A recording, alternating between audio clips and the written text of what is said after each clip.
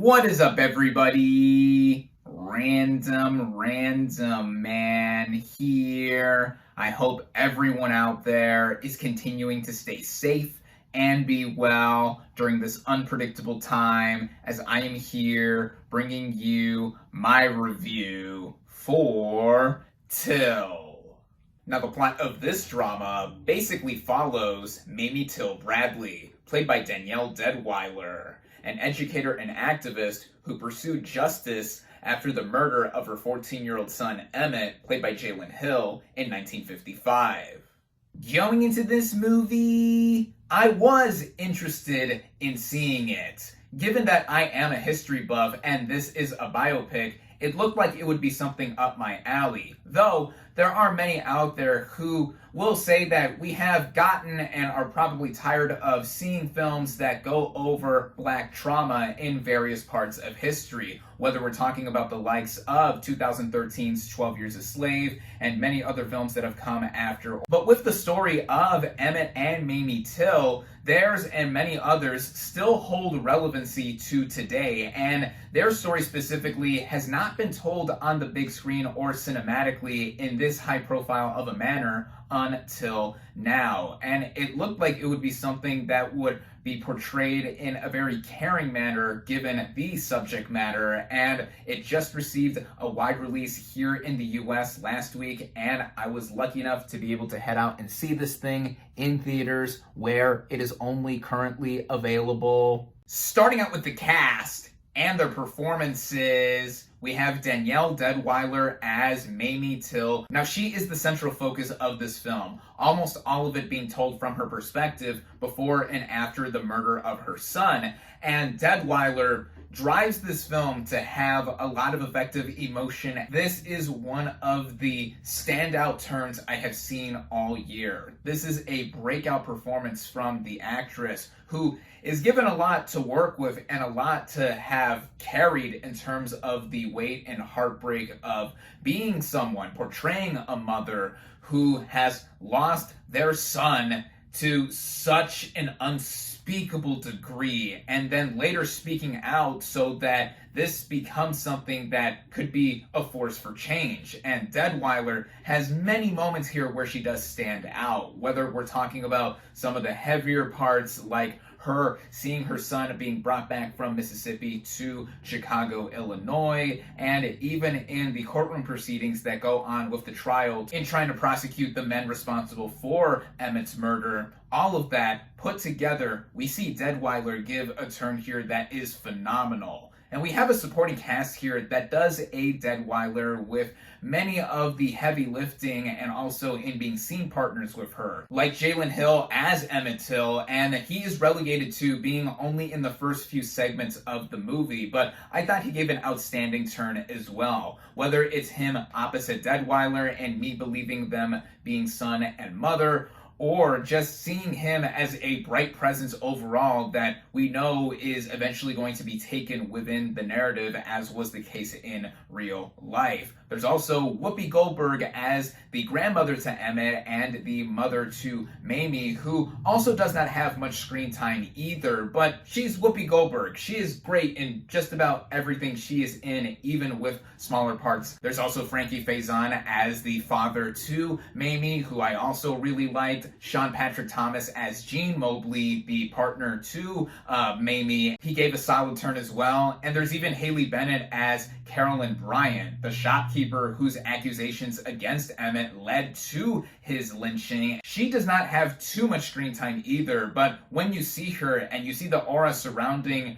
her accusations and lies leading to the murder of an innocent young boy, there's just something about her, even with this very minor role, that is something to take note of. All in all, I think the cast and performances here are strong, with a particular note, of course, going to Danielle Dudweiler. Getting into this film's writing, it does go through a traditional biopic narrative in a sense of covering a lot of big aspects of one person's life. With this film specifically, it is split into two parts, with the first part dealing with the lead up to and the aftermath of the murder of Emmett Till, and the second half more so playing out like a typical courtroom drama. With that first half, we see how there is a life between the Tills that is seemingly ideal in Chicago, Illinois, with Emmett going down to Mississippi to visit some cousins and also being aware of the different way of life and how Black people were treated back then. It still led to his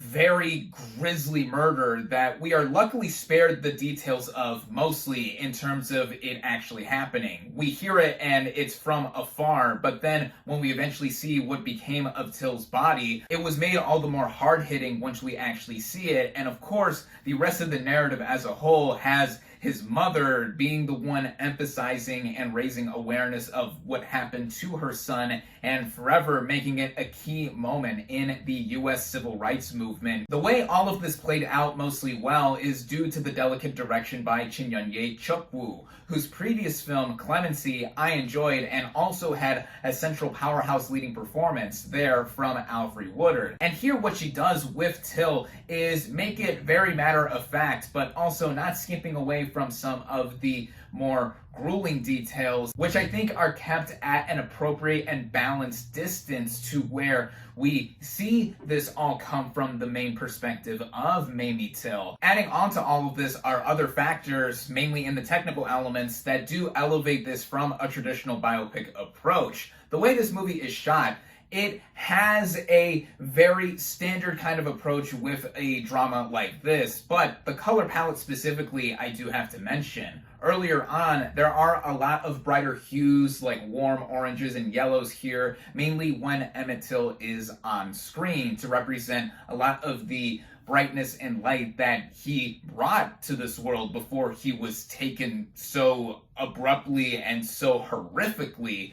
And then later on, the movie carries a bit of a balance between that and also just showing how this is so heavy with the movements and close-ups to Dudweiler specifically having a lot that she has to deliver. Also, given that this is a period piece set in the mid-20th century in the US, the production design and costume design helped deliver the aesthetic in which we are viewing the film through. Even the music. The original score was composed by Abel Korzeniowski. He previously composed the score for 2016's Nocturnal Animals, which I loved, and like that film score, there are a lot of strings being used, also some piano for Till, which helped play up the intended emotional effect in us viewing the film through Mamie's POV for most of it. The way it is all cut together and ran together at about 2 hours and 10 minutes, I will say I did feel the running time a bit in the back half of the movie. I think it could have been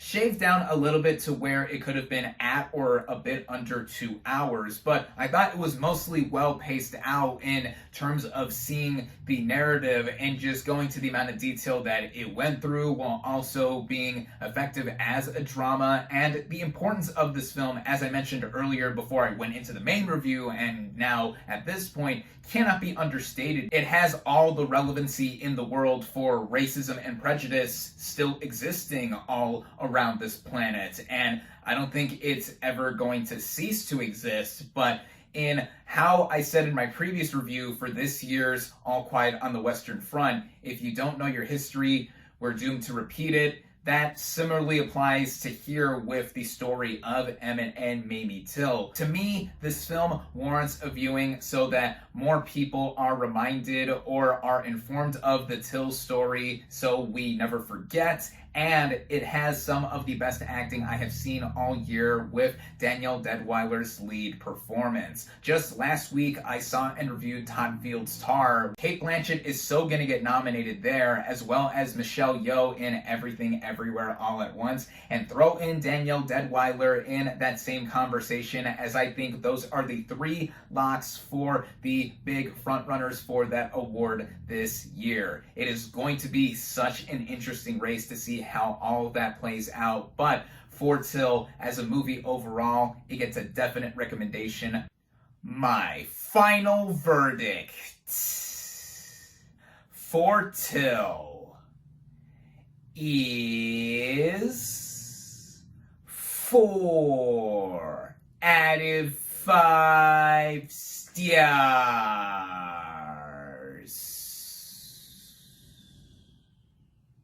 Thank you all, as always, for watching.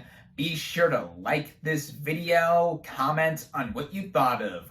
Till social media links in the description. Subscribe to my channel for more, and I'll catch you on the next movie review.